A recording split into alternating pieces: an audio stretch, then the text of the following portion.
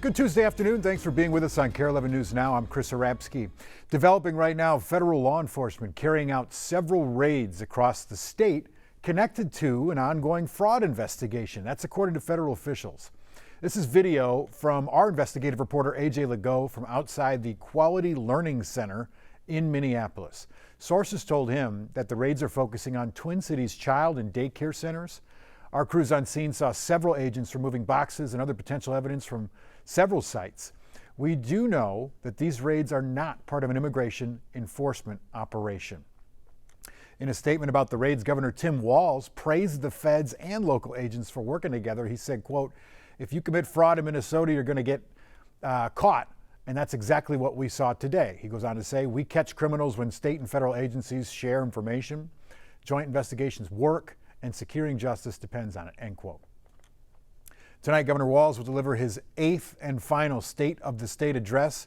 It's not clear exactly what he's going to talk about, but he is expected to touch on Operation Metro Surge, obviously, the Annunciation Church shooting, the assassination of Representative Melissa Hortman and her husband.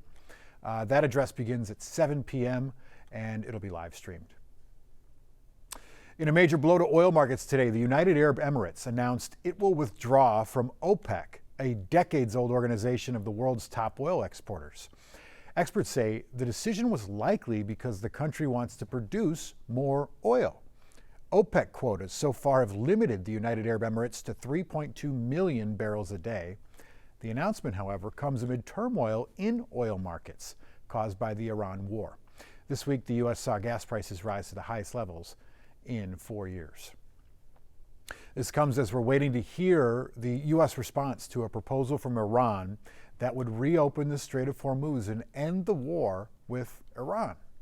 The idea behind the plan is that both Iran and the U.S. would remove their blockades. A potential sticking point for U.S. officials lies in the fact that the proposal does not address Iran's nuclear program, instead tabling it for a later date. If the blockades are lifted, it would be a significant relief on global markets. Today, President Trump and First Lady Melania welcoming King Charles and Queen Camilla to the White House. King's expected to address Congress tonight before a formal state dinner. NBC's Alice Barr has details about today's events and the challenges just below the surface. Hi there. The royal visit from the UK's King Charles and Queen Camilla moving to a new level of pageantry today with a formal military welcome ceremony on the White House South Lawn. That's the highest U.S. diplomatic honor for a visiting head of state, and for the first time includes a ceremonial inspection of all 6 military branches, a typically British tradition. Senior administration officials assembled on the lawn to greet the royals, all followed by the king and president meeting in the Oval Office. The warm welcome is in sharp contrast to President Trump's strained relationship with UK Prime Minister Keir Starmer, who he said was no Winston Churchill. Amid tensions over the war with Iran and the president's frustrations, the British and other European allies haven't done more to back the U.S., despite the president not consulting them before the start of the war. Allies are hoping the king's warm ties with President Trump can smooth diplomatic waves during a visit celebrating 250 years of America's independence, capped by an official state dinner tonight. And before then, King Charles addressing Congress. A Buckingham Palace official saying he'll emphasize a long history of reconciliation and renewal in what he'll call one of the greatest alliances in human history. Heightened security is another backdrop to the day's pomp and circumstance following Saturday's White House Correspondents' Dinner shooting. Top Homeland Security, Secret Service, and White House officials met yesterday to weigh potential changes to security protocols for major events. In Washington, Alice Barr, NBC News. The man accused of rushing past Secret Service at the White House Correspondents' Dinner on Saturday is now charged with trying to assassinate President Trump. Cole Allen is also facing 2 gun charges, and federal prosecutors say more charges could potentially be coming. Officials say he had 2 guns and several knives on him when they say he ran past Secret Service to try and get into the hotel ballroom where dinner was underway. Prosecutors are now scrutinizing a note that he allegedly sent his family. Allen is due back in court Thursday for a detention hearing. He has not entered a plea.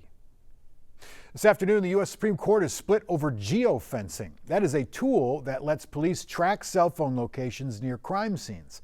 Kent Erdahl shows us how this case ties back to Minnesota. The attorney for Ocala Chatri told the Supreme Court today that the geofence warrant used to ID and convict his client of bank robbery amounted to an unconstitutional digital fishing expedition. This certainly will be a landmark Fourth Amendment case. U of M professor Tim Johnson says the case is similar to one decided by the Minnesota Supreme Court less than 2 weeks ago, which found a murder investigation in Dakota County took the technology too far. The geofences involved in this case, as well as in the Minnesota case, are all about casting a broad net and saying, let's look and see everybody who might have been in that area electronically during the time of a crime, and then we can maybe start narrowing down who we want to look at as our suspects. In the Minnesota case, our Supreme Court said that law enforcement can still obtain geofence warrants to track phones around, say, a crime scene. But they say those warrants need to be extremely limited in both time and geographic scope, so they don't ensnare too many innocent people. That's where the court is going to have to determine how broadly it wants to make a decision. And based on arguments today, he thinks justices will lean more toward privacy than police. It seemed to me that the Chief Justice and Justice Gorsuch were slightly skeptical of the government's argument in terms of how broad these geofences can be in terms of looking for suspects. And I think that that probably bodes well for some Fourth Amendment protections from geofences. Maybe not full protection, but some broader based protection. Kent Erdahl reporting there. This is the first time justices have heard a Fourth Amendment case since 2018.